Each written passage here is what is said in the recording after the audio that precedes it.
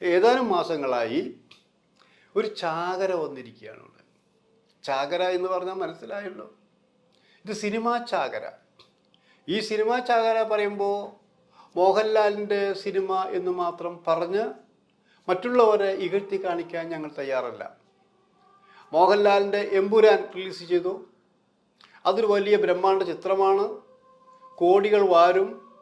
അങ്ങനെയൊക്കെ പറഞ്ഞ് കോടികൾ കുറച്ച് വാടിക്കൊണ്ടുമ്പോൾ ഈ വിവാദങ്ങളുണ്ടായി.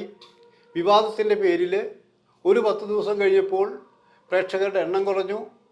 അങ്ങനെ ഒരു മൈനസ് പോയിൻ്റായി എമ്പുരാൻ മാറിയെങ്കിലും തിയേറ്ററുകാർക്ക് ദോഷമുണ്ടായിട്ടില്ല, പ്രൊഡ്യൂസർക്കും ദോഷമുണ്ടായിട്ടില്ല.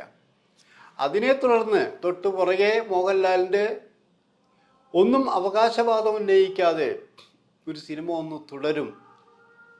ആ സിനിമ നിക്കക്കള്ളിയില്ല. നമ്മൾ ഈ നോൺ സ്റ്റോപ്പായി ഓടുക എന്ന് പറഞ്ഞിട്ടില്ലേ, ആ തിരുവനന്തപുരത്ത് വിട്ടാൽ പിന്നെ തൃശ്ശൂർ വിട്ടാൽ പിന്നെ കോഴിക്കോട് വിട്ടാൽ കണ്ണൂർ, കാസർഗോഡ് എന്നൊക്കെ പറയുന്ന പോലെ അങ്ങനെ അത്ര സ്പീഡിൽ ഈ സിനിമ ഓടിക്കൊണ്ടിരിക്കുകയാണ്.